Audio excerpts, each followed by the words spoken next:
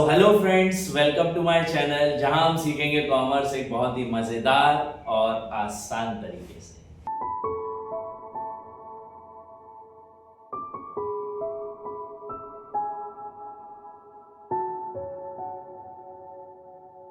इस पूरी ID series की ये नेक्स्ट वीडियो होने वाली है। इससे पहले वाली वीडियो में हमने कवर करा रूरल डेवलपमेंट के बहुत ही सारे इंपॉर्टेंट टॉपिक्स। हमने देखा रूरल डेवलपमेंट होता क्या है, क्या रीजन है रूरल डेवलपमेंट कराने का, फिर हमने देखा रूरल क्रेडिट, फिर हमने देखा रूरल एग्रीकल्चर मार्केट सिस्टम क्या होता है, और बहुत सारे टॉपिक अपन ने मेजर टॉपिक्स उसमें कवर करे। इस वाली वीडियो में इस चैप्टर को खत्म करूंगा मैं। जैसे मैंने आपको बताया था कि ये जो चैप्टर है ये ज्यादा से ज्यादा 2 दिन का है। दोनों वीडियोस में मैंने इस पूरे चैप्टर को खत्म किया, ठीक है।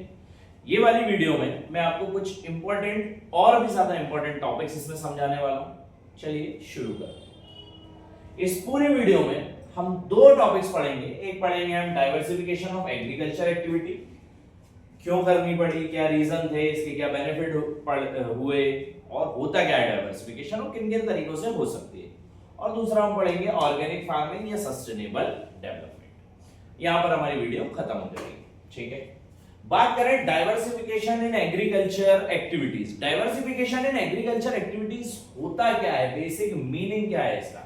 अब हमने इससे पहले वाली वीडियोस में देखा, या हम नॉर्मली भी हमारी डे टू डे लाइफ में ये चीज जानते हैं कि जो एग्रीकल्चर होता है वो बहुत ज्यादा रिस्की बिजनेस है and people totally belongs upon the nature. लोग या फिर लोग जो है वो डायरेक्टली नेचर से इन्फ्लुएंस हो रहे हैं, या फिर वो उन चीजों पे इन्फ्लुएंस हो रहे हैं जो कि उनके रडार में है ही नहीं। मतलब वो उस चीज को ना तो रोक सकते हैं, ना उससे होने वाले कॉन्सिक्वेंसेस को रोक सकते हैं, ना कोई दूसरी चीजें कर सकते हैं। सो अब बारी आती है कि हम इसके अलावा और क्या कर सकते हैं। तो सर हम डाइवर्सिफाई कर सकते हैं हमारी एग्रीकल्चर एक्टिविटीज को। Sir what do you mean by diversification? Diversification का मतलब होता है भिन्न तरीके, ठीक है। और कौन कौन से तरीके होते हैं रूरल एरियाज में जिससे आप पैसा कमा सकते हो। What are the diversification areas? वो कौन कौन से डाइवर्सिफाइड एरियाज होते हैं जहां से आप पैसा कमा सकते हो। तो डाइवर्सिफिकेशन इन एग्रीकल्चर एक्टिविटी का मतलब यही होता है कि जो भी आप एग्रीकल्चर एक्टिविटी कर रहे हो उसमें आप वो कौन कौन से चेंजेस लेकर आ रहे हो जिससे आप आपकी रिस्क कम कर सको और पैसा ज्यादा से ज्यादा कमा सको। It is known as diversification in agriculture activity. इसके अलावा डाइवर्सिफिकेशन की बात करें सो डाइवर्सिफिकेशन में आता है change in cropping pattern. Cropping pattern में चेंज करना, है ना। एग्रीकल्चर जो हार्वेस्ट कर रहे हो उसमें चेंज करके लेकर आना। उसके अलावा वर्कफोर्स को चेंज करना, इसको भी हम डाइवर्सिफिकेशन बोल सकते हैं। तो ऑल टोटल डाइवर्सिफिकेशन होता क्या है? डाइवर्सिफिकेशन इन एग्रीकल्चर होता क्या है कि क्रॉप से हटकर आप वो कौन कौन सी जगह है जहां पर आप अपना जो एफर्ट्स है वो डाल सकते हो और पैसा कमा सकते हो, उसको हम बोलते हैं डाइवर्सिफिकेशन इन एग्रीकल्चर। ठीक, ये तो हो गया मीनिंग। सर रीजन क्या है डाइवर्सिफिकेशन के? सबसे बड़ा रीजन जो डाइवर्सिफिकेशन का किसानों को पता लगता है या जरूरत होती है, इट इज कि हम सिर्फ एग्रीकल्चर पर आज के जमाने में डिपेंडेंट नहीं हो सकते, क्योंकि उसके जो रेट्स होते हैं वो कभी भी फिक्स नहीं होते और आज भी लगभग ज्यादातर किसानों को उनकी जो हार्वेस्ट है या उनकी जो मेहनत है उस फसल में वो सही से नहीं मिलती है। That's why they need diversification. They need to earn more money. वो चाहते हैं ज्यादा से ज्यादा पैसा कमाएं और ज्यादा पैसा कमाएं, ठीक है। बिकॉज हम देख पा रहे हैं कि हमारा जो कॉर्पोरेट सेक्टर है या इंडस्ट्रियल सेक्टर वो तो हेफ्टी अमाउंट ऑफ प्रॉफिट कमा रहा है और बढ़ता भी जा रहा है, बट किसान नहीं बढ़ पा रहे हैं। That's why we need diversification in agriculture. और अगर सभी लोग एक सा प्रोडक्ट उगाएंगे तो हमारे पास HYV सीड्स है वगैरह वगैरह टॉपिक्स है, जिसकी वजह से हमने बफर स्टॉक भी बना लिया है ना। मतलब जितनी हमारी डिमांड थी उससे ज्यादा हमने सप्लाई कर दी। अब होता क्या है कि अगर सप्लाई ज्यादा है तो ऑटोमेटिक डिमांड कम है, तो उस चीज की मांग जो है वो भी कम हो जाएगी। मांग कम होगी तो ऑटोमेटिकली प्राइसेस जो है वो रिड्यूस करनी पड़ेगी लोगों को, ताकि मांग वापस से बढ़ा सके, है ना। सो अगेन एक सिंपल सा इकोनॉमिक टर्मिनोलॉजी यहाँ पे यूज होती है। That's why we need diversification, कि सभी लोग अगर गेहूं उगाएंगे तो फिर गेहूं इतना ज्यादा नहीं उग जाएगा कि जितनी हमें जरूरत भी नहीं उससे ज्यादा हमारे पास पड़ा होगा, तो फिर वो कैसा बिकेगा, मट्टी के मोल बिकेगा। That's why we need diversification. लोगों को डाइवर्सिफिकेशन की अब जरूरत पड़ रही है, ठीक है। They need to change their agriculture activity, now they want something new, something productive और समथिंग जो कि ज्यादा प्रॉफिट अर्निंग हो। That's why that is the basic reason of diversification. फिर बेनिफिट्स क्या क्या है सर इसके? बेनिफिट सबसे ज्यादा प्रॉफिट, जितना प्रॉफिट आप एग्रीकल्चर में नहीं कर पाओगे उससे ज्यादा प्रॉफिट आप अदर एक्टिविटीज में कर सकते हो, दूध बेचकर, सब्जी बेचकर, या व्हाटएवर जो भी है, एनिमल हस्बेंड्री और व्हाटएवर जो अभी सारे टॉपिक्स में आगे पढ़ाऊंगा। These are the benefits। सबसे बड़ा बेनिफिट यही है कि सबसे बड़ा बेनिफिट है कि आप प्रॉफिट ज्यादा से ज्यादा कमा सकते हो। दूसरा, रिस्क इतनी इन्वॉल्व नहीं है जितनी रिस्क किसी फसल को उगाने, उतनी ज्यादा रिस्क इन चीजों में इन्वॉल्व नहीं है। बस बात है, रिस्क होती है, हर जगह रिस्क होती है, बट उतनी नहीं, ठीक। और सबसे बड़ी बात, क्योंकि ज्यादा लोग नहीं कर रहे हैं तो जो पैसा है वो एक रीजनेबल रेट में आपको मिल जाता है। These are the benefits of diversification of agriculture activity। अब डाइवर्सिफिकेशन होते कितने प्रकार के हैं? टाइप ऑफ डाइवर्सिफिकेशन क्या है हमारा नेक्स्ट, तो आपको ये चलो ये मैं बता रहा हूं। मीनिंग, रीजन और बेनिफिट्स तो समझ आए। अब आते हैं टाइप्स ऑफ डाइवर्सिफिकेशन। हमारे टाइप्स कौन कौन से होते हैं डाइवर्सिफिकेशन के? तो हमारे पास दो तरीके के डाइवर्सिफिकेशन है। पहला, diversification in cropping production, cropping production में डाइवर्सिफिकेशन करना, और दूसरा प्रोडक्टिव एक्टिविटीज को ही डाइवर्सिफाई कर देते हैं। सबसे पहले अपन समझते हैं diversification of cropping pattern. Cropping pattern में डाइवर्सिफिकेशन करने का मतलब है कि पहले लोग साल भर में एक ही फसल ले पाते थे, ठीक है। उसके बाद लोगों ने लेकर आए multiple cropping system. Multiple cropping system क्या होता है? साल में एक से ज्यादा फसल लेना या एक बार में एक से ज्यादा फसल लेना। जैसे हमारे आसपास के एरियाज में हम देखते हैं कि लोग गेहूं तो उगा रहे हैं इस सीजन, जो ठंड का सीजन होता है इसमें गेहूं तो उगा ही रहे हैं, वीट तो उगा ही रहे हैं, साथ में वो लोग कुछ जगहों पर क्या लगा देते हैं, चना लगा देते हैं, ग्राम लगा देते हैं, ठीक है। उससे क्या बनती है? चने की दाल बनती है, चना भी हम बेच सकते हैं। तो this is known as diversification in cropping pattern. Multiple cropping system आपने लिया, एक बार में एक से ज्यादा प्रकार की क्रॉप्स यूज करना, या फिर साल भर में एक से ज्यादा क्रॉप्स लेने को हम बोलते हैं मल्टीपल क्रॉपिंग सिस्टम। आपने क्रॉपिंग पैटर्न ही चेंज कर दिया, that is known as diversification. दूसरा डाइवर्सिफिकेशन क्रॉप प्रोडक्शन में और क्या आ सकता है मल्टीपल क्रॉपिंग सिस्टम के अलावा? दूसरा सर ये आ सकता है कि आप कैश फूड क्रॉप से कैश क्रॉप में चले जाओ। फूड क्रॉप तो सब उगा रहे हैं, वीट, राइस, ये तो सभी लोग उगा रहे हैं, है ना, प्रोड्यूस कर रहे हैं। आप क्या प्रोडक्शन करने लगो? जूट, है ना, सम काइंड ऑफ कोकोनट और सम दैट काइंड ऑफ प्रोडक्ट जो ज्यादा लोग नहीं उगा रहे हैं, और वो कैश क्रॉप है ना। जैसे हमने दो तीन कैश क्रॉप हम जानते हैं, जूट है, इंडिगो है, वगैरह वगैरह, ठीक है। तो आप फूड क्रॉप से कहां पे शिफ्ट हो जाओ? कैश क्रॉप पे शिफ्ट हो जाओ, तो भी आप ज्यादा पैसा कमा सकते हो। उसके अलावा डाइवर्सिफिकेशन क्रॉपिंग पैटर्न में और क्या हो सकता है? सस्टेनेबल तरीके से आप क्रॉप उगाने लगो, that is also a diversification in cropping pattern. तो ये कुछ ऐसे तरीके होते हैं जिससे आप अपने आप को क्या कर सकते हो? डाइवर्सिफाई कर सकते हो क्रॉपिंग पैटर्न के।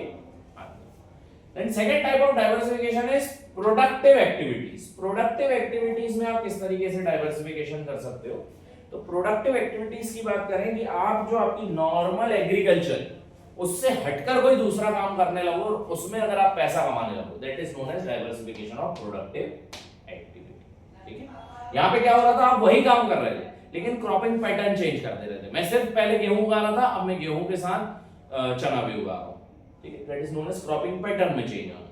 देन प्रोडक्टिव एक्टिविटी ही चेंज कर देना, अब मैं क्रॉपिंग कर ही नहीं रहा हूं। वो जो मेरे पास जो 1 एकड़ 2 एकड़ की जमीन थी उसमें वैसे भी बहुत ज्यादा खास कोई क्रॉप्स होते नहीं थे, मैंने वो काम ही करना बंद कर दिया। अब मैं दूसरी चीजें करता हूं, तो नॉन फार्मिंग सेक्टर्स में चला गया। नॉन फार्मिंग सेक्टर्स कौन कौन से होते हैं? तो 5 सेक्टर्स होते हैं। The first one is animal husbandry. Sorry, the first one is animal husbandry. Animal husbandry क्या होता है? कुछ इस प्रकार के जानवर, बेसिकली फार्म एनिमल्स, है ना, कैटल्स काउस, गोट्स, शीप्स, इनको पालना और इनकी ब्रीडिंग कराना, इनकी केयरिंग करना, इनको बड़ा करना और फिर उसको बाजारों में बेच देना फॉर मीट और for some kind of wool. जैसे आप शीप उगाते हो तो उससे वूल मिलता है, या फिर आप गोट्स या शीप्स पाल रहे हो तो उससे मीट मिलता है, या और भी कई सारी डिफरेंट चीजें हमें उनसे मिल सकती है। That is known as animal husbandry. Animal husbandry को अगर आप देखोगे तो आपके आसपास के एरियाज में आपको बहुत ज्यादा देखने को मिल जाएगी, जहां पर कई सारे ऐसे लोग होते हैं जो काउस या फिर नॉट काउस है एग्जैक्टली, वो तो डेयरी में जाएगा। एनिमल हस्बेंड्री में आते हैं लाइक गोट्स, शीप्स, है ना, और some kind of animals like horses. Horse भी बेसिकली एनिमल हस्बेंड्री में ही आता है, इसको हम बोलते हैं एनिमल हस्बेंड्री। तो ये कुछ ऐसी प्रोसेस होती है जिसमें आप इस टाइप के जानवरों को, जो आपके फार्म एनिमल्स, कैटल एनिमल्स होते हैं, इनको आप क्या कर रहे हो, ब्रीड कर रहे हो, इनको आप बेच रहे हो, सेल कर रहे हो, इनको आप बड़ा कर रहे हो और उससे प्रॉफिट जनरेट कर रहे हो। That is known as animal husbandry. The second one is dairy. Dairy products क्या होते हैं, डेयरिंग क्या होती है? डेयरिंग इज बेसिकली एक ऐसी प्रोसेस जहां पर आप कुछ ऐसे एनिमल्स को ब्रीड और बड़ा कर रहे हो जिनसे आपको मिल्क या मिल्क प्रोडक्ट मिल सकते हैं। लाइक ऑफ कोर्स ये बात है गोट, देन काउ और बफेलो और शीप और व्हाटएवर इट मे बी, है ना। अभी आजकल डोंकी मिल्क बहुत ज्यादा चल रहा है। सो ये कहलाती है डेयरी। डेयरिंग क्या होती है कि सर ये सारे जो जानवर मैंने अभी आपको बताए, काउ एंड बफेलो टाइप, इनको आप पाल रहे हो, इनकी ब्रीडिंग करा रहे हो, है ना, इनको आप बड़ा कर रहे हो, इनको आप क्या बोलते हैं, इनसे फिर आप क्या निकाल रहे हो, मिल्क निकाल रहे हो, और उससे या तो डायरेक्टली मिल्क बेच दे रहे हो या मिल्क प्रोडक्ट बना ले रहे हो, लाइक छाछ है और सम काइंड ऑफ पनीर और बटर और व्हाटएवर इट मे बी। ये सारी चीजें बनाकर मार्केट में सेल कर रहे हो और उससे क्या कमा रहे हो, पैसा कमा रहे हो। That is known as dairying activity. And the third is fisheries. Fisheries मतलब मछली पालन, ठीक है। फिशेस की कई सारी वैरायटीज या फिर फिश से रिलेटेड या वो सारी चीजें जो कि पानी में रहती हैं, उनसे रिलेटेड आप चीजों को क्या कर रहे हो, पाल रहे हो। That is known as fishing, ठीक है। Catching of fish, breeding of fish और collecting of fish, then processing of it and then selling to gain profit is known as fishing. Not only fishes but related animals also like crabs or shrimps or whatever it may be, इनको भी हम fishing में include कर सकते हैं। And fishing is one of the greatest और one of the biggest profitable business in the world, ठीक है। अराउंड वर्ल्ड के लगभग मेरे हिसाब से तो 1 से 2% लोग फिशेस पर डिपेंडेंट हैं पूरे वर्ल्ड में, है ना। क्योंकि आज भी आप देखो, इंडिया तो खैर नहीं, बट चाइना वगैरह अगर आप जाओगे तो ज्यादातर लोग या तो सी फूड पर डिपेंडेंट हैं या फिर they are dependent on fishes और सम काइंड ऑफ थिंग्स, ठीक है। So fisheries are one of the activity, non farming activity, जिससे एक फार्मर पैसा कमा सकता है। Then horticulture. हॉर्टिकल्चर या हॉर्टिकल्चर, हॉर्टिकल्चर क्या होता है?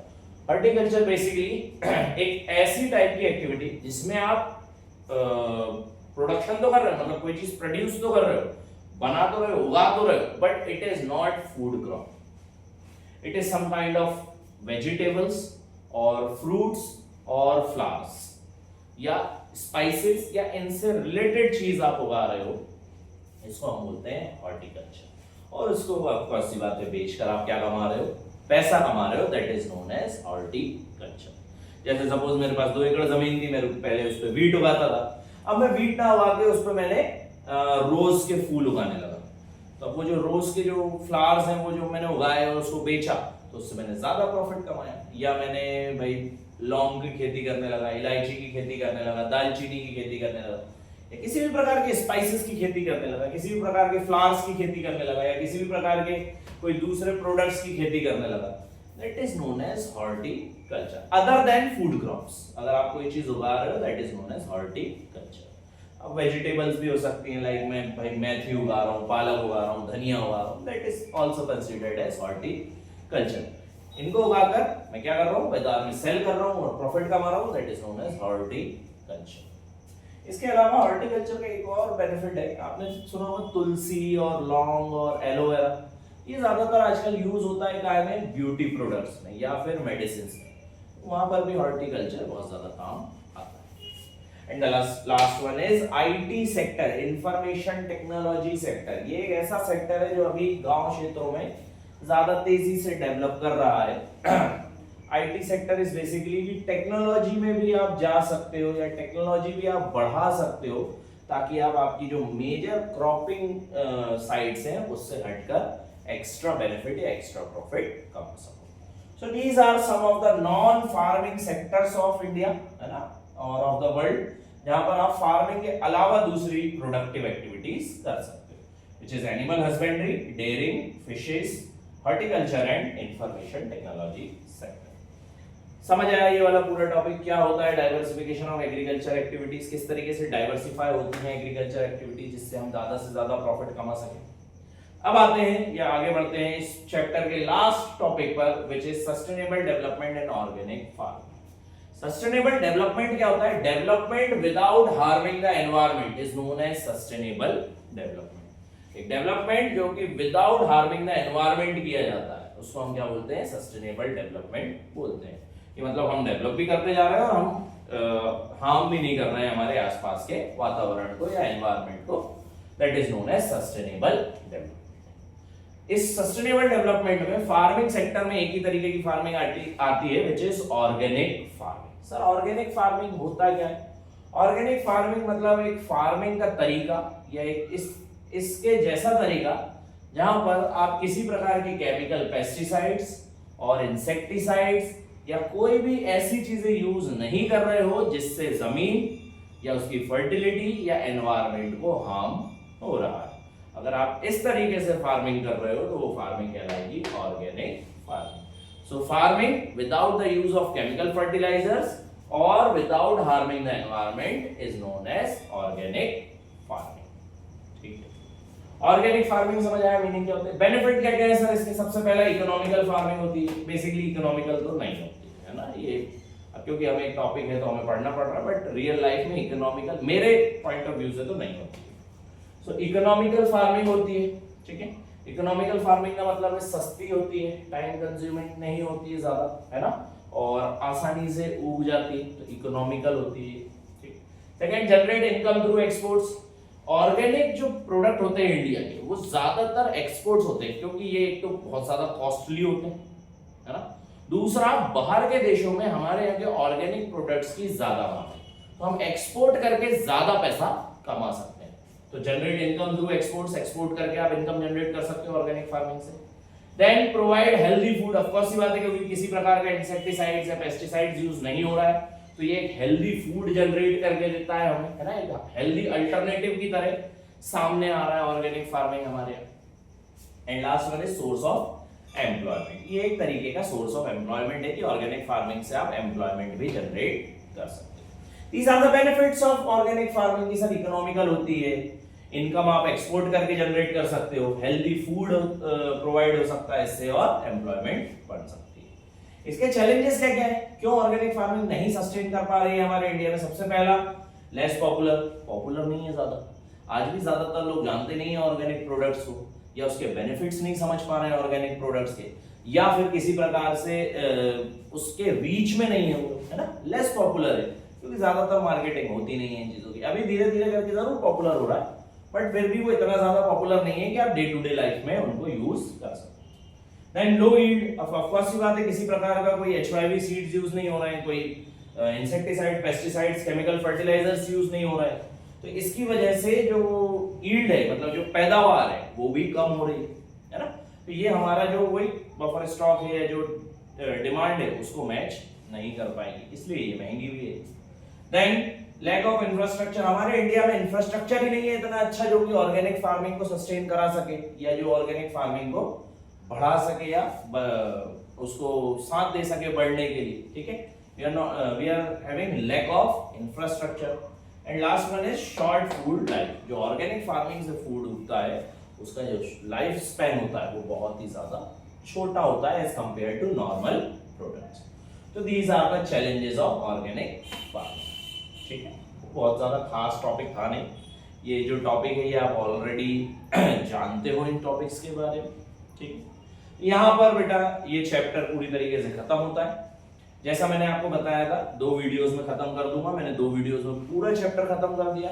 ठीक है, वंस अगेन आपको रिमाइंड करा दूं, ये जो सारी वीडियोस बन रही है ये वन शॉट ये जल्दी से पढ़ने के लिए बन रही है ना, ये इतनी ही नहीं है, इसके अंदर बहुत ज्यादा डीप नॉलेज है जो कि मैं ऑफ कोर्स सी बात है नेक्स्ट जो मेरी एक पूरी 180 क्लास की सीरीज आ रही है जो कि 1 अप्रैल से स्टार्ट होगी, ऑफ कोर्स सी बात है वो आपके लिए तो नहीं है बट वो आपके जो जूनियर्स आ रहे हैं उनके लिए जरूर होगी। ठीक है, तो मेरी ये जो वीडियोस हैं आप ज्यादा से ज्यादा शेयर करें आप आपके जूनियर्स के साथ, आपके साथ वालों के साथ, ताकि मुझे बेनिफिट मिल सके उस चीज का। ठीक है, और ऑफ कोर्स सी बात है आपको भी बेनिफिट मिल सके। ठीक है, सो यहां पर ये चैप्टर खत्म होता है। आगे वाले चैप्टर्स नेक्स्ट वाली वीडियो में मैं कवर करूंगा।